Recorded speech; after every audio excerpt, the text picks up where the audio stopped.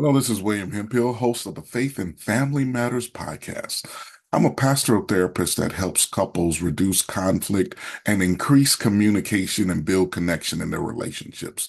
I also help people take off the mask of shame and guilt and also help them live their authentic selves in overcoming imposter syndrome. And today I actually want to talk about that. And the subject of this podcast is imposter syndrome and the holiday season. Imposter syndrome in the holiday season. So imagine that you have now become an adult. You have moved away from your family of origin. You've moved to another city, another state, another country, and you have been living your life. You have maybe joined a church. You have started your own business. Maybe you've had huge accomplishments in sales. You have found someone, you've dated, you've gotten married. You've done all of these wonderful things and you are living life well. But now it's the holiday season and it is time to come back home to your family. You're feeling a little pit inside your stomach.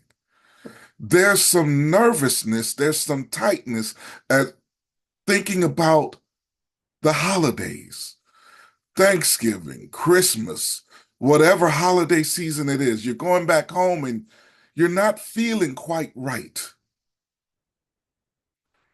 In many ways, you might not be feeling like the adult that you have become who is living authentically, but you might feel like that little 5-year-old boy, 8-year-old girl, that teenager, that young adult who was around and had to conform to the ways of the family, ways that you might have agreed with in some ways that you might have never agreed with in some ways, or ways that you might have grown out of.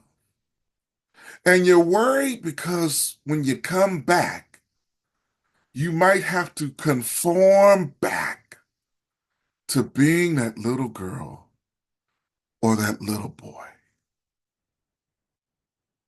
That's what imposter syndrome is like when we're coming home for the holidays. It's that fear that we're not good enough when we get back home. Despite what we've done when we've lived away from our family of origin, despite all the accomplishments we've made, despite getting married, despite being a parent, despite business success, despite all of these different things, you're coming back home and you're feeling you're not good enough. Or you might be feeling like, I'm not going to belong anymore. And that's scary. Why do we feel this way? We feel this way because our families of origin help to shape our values and beliefs as people. They taught us things, whether it's good or whether it's not so good. They gave us values, habits. We eat the way we do originally because of our families of origins. We move the way we do because of our families of origin. Maybe we value education or don't value education because our families of origin did. Maybe we value doing work and labor and manual labor, or maybe we don't value doing that based on our families of origin. Maybe we value faith or don't value faith based on where we grew up in our family of origin. There's so many things because our families are the first people that shape us, both good and not so good. And so we've moved away. Maybe we have different religious views now. Maybe we have different political views now. Maybe our diets and the way we eat are different. Maybe we're just different in so many different ways because we've grown and we've become more of our authentic selves. And now we have to come back to a place that may not know us or appreciate our authentic selves. And we might wonder, hey, when I go home and grandpa says his racist views, just an example, how will he feel when I challenge him on those racist views? How will mama feel when I talk to her about my relationship with my spouse and she doesn't agree? How will my cousins feel when they want to go out drinking and I don't drink anymore and they try to talk to me anyway? How will Auntie feel when she makes her famous sweet potato pie? And I'm saying, hey, I don't eat sweet potato pie much anymore because I'm trying to take care of my health a little better. How will all of these things show up when we come back? How will we be our authentic selves when, in many ways, our families only know us as the 8-year old, as the 10-year old, as the 15-year old, as the early 20-year old before we stepped away and we grew and experienced different things? I admit it can make you very nervous. You might be worried because you get home and find out that your new, more authentic self may not be good enough. Or you may find out that, you know what?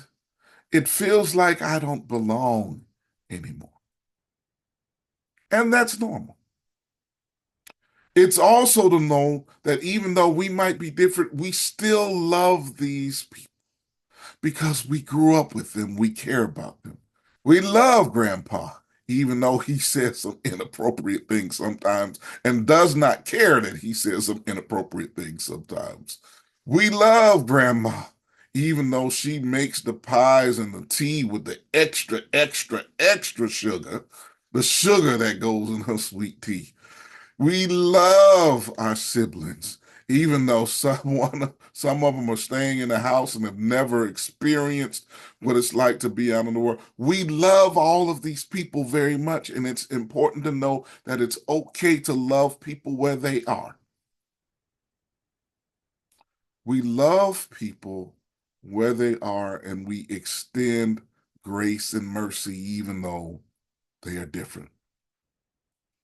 But I imagine the challenge and the queasiness and all that sitting there is, how do I live as my authentic self and not put a mask back on? How do I show up as my true self in the midst of my family of origin who may have experienced me differently and do not know how to deal with this newer, stronger, more authentic me? So, here are some quick tips that have come to mind that I would just like to say. Number one, I always say embrace who you are and walk in it. In other words, be authentic. I remember hearing a story from a young man. We were talking one time, and he actually said when he started doing his spiritual transformation, when he started doing his emotional transformation and his life transformation, he intentionally stayed away from his parents for about 3 years. Why did he do that? He wanted to build up the strength so that when he showed back up with his parents, he did not show up as the little boy, but showed up as a fully grown man with his own sets, values, and beliefs. He wanted to be able to express his voice and what he believed to his parents. And even if they pushed back, he was okay with it. He wanted to be able to say, no, daddy, I don't agree with this. No, mama, I don't agree with this. I see the world this way. I know you see the world differently. I see it this way. How do we love each other and walk even though we may be different? He took the time to be strong enough to embrace his authentic self fully. And that's one of the things we want to do, because when we embrace ourselves fully and we walk in our wholeness and our uniqueness as God has made us, we don't have to live as imposters and we have more peace. So embrace who you are fully and walk in it. Number two, expect some people to be happy and some people not so much. I like to say that's just a part of living authentically. That's just a part of living by your values. That's a part of living, holding boundaries on things you'll do and what you won't do. You see that where you live every day. But when you go back home, sometimes there's a little more pressure to conform. So when you go back home and you walk with your authentic values, when you express who you are as a person and you live in that, some people will love you for it. Some people will not love you so much. Grandpa, grandma might be shocked. What? You don't eat this whole big old plate of food? I made this extra special dressing and I dumped 3 bags on there for you. I made you 2 sweet potato pies. I made the extra special lemonade and I know you loved it with all the extra sugar in there. You know, some people may not like it. Be who you are. Be clear about who you are and express and say, Grandma, I love it. And, I really love that lemonade you made. I just can't do it no more, Grandma.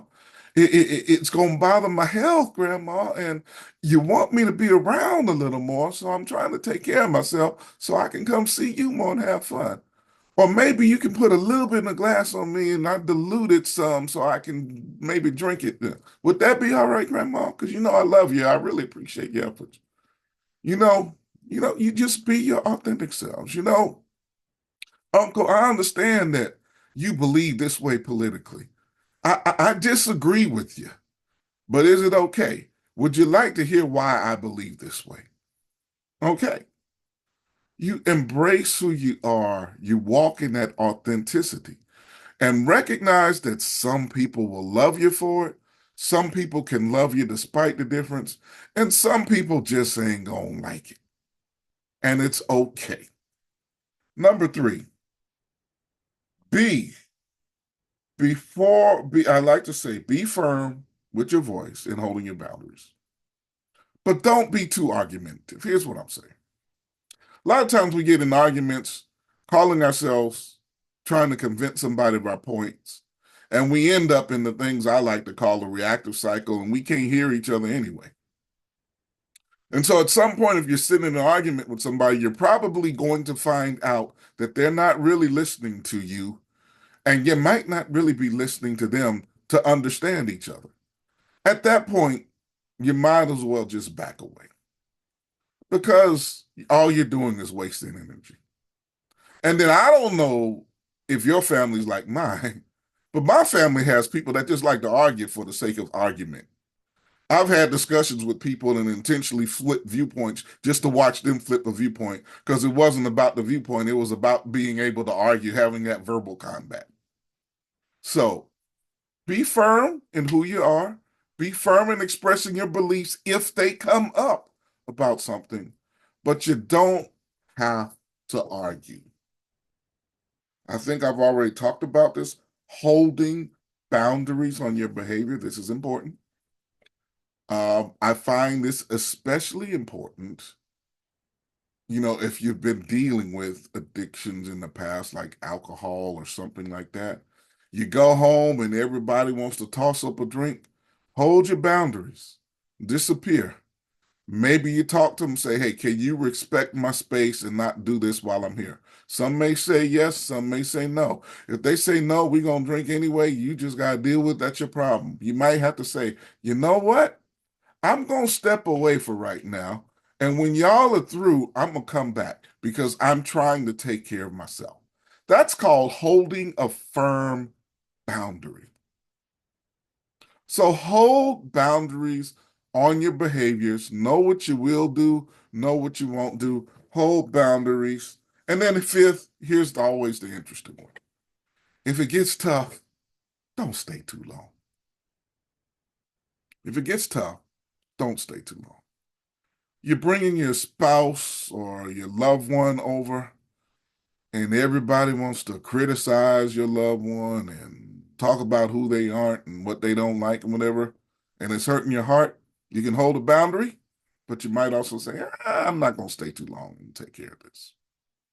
So, those are just some tips to help navigate imposter syndrome during the holiday season where we normally go back and celebrate some time with our loved ones. Just because we go with our loved ones does not mean you do not have to be the authentic you, who God molded you, who made you, who shaped you, who gave you these vast experiences and knowledge and how you've lived life. You can be your authentic you and still show up, hold boundaries, live by your values, and have peace. This is William Hemphill thanking you for joining us for the Faith and Family Matters podcast. Hopefully, this helps you navigate the holiday season. If you'd like to know more about how to work with me, please go to www.faithandfamilyempowerment.com. If you'd like to know more about speaking, go to www.williamhemphill2.com. Take care, and may you have a wonderful holiday season.